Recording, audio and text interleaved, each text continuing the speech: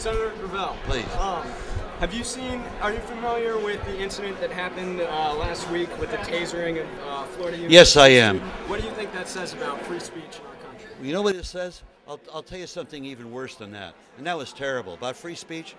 Here, the United States of America has 2,400,000 people in jail. Okay? Jails and prisons. I made a comparison. We did some research.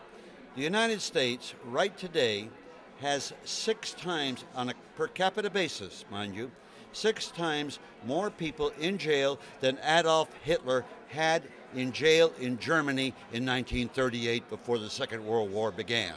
Now, if there's not a message in that problem in this country, you can talk about tasering. The problem is much more pervasive than that. That's just one isolated incident where a couple of cops lost their cool. Well, I'll tell you, the war on drugs is not the drug problem. It's the war in the inner cities of this country by the police establishment that is frightened, just like our soldiers over there. The war on drugs must end.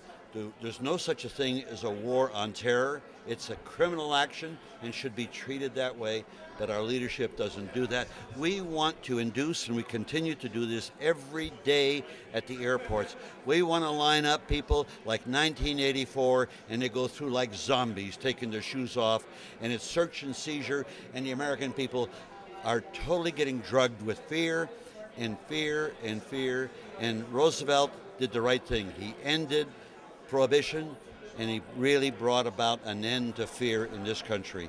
And that's what I will do as president. On that issue, this afternoon the DA is again extensive raids on medical marijuana facilities in California. Would you put an end to these raids? Totally. I would deregulate. I mean, there's nothing wrong with marijuana. It's not nearly as addictive as alcohol. And plus it has some health properties to it. And so we deregulate marijuana, let you go buy it in a package store, and then with respect to hard drugs, we turn it around, and if you got a coke problem, go to a doctor, get a prescription, and you can go get it filled at a drugstore, and you can decriminalize the whole addiction problem in this country. Addiction is a public health problem. It is not a criminal problem. We make it criminal, and we do exactly what we did in the 20s.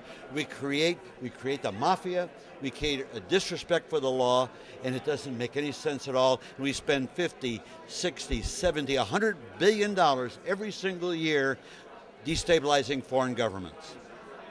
Senator, this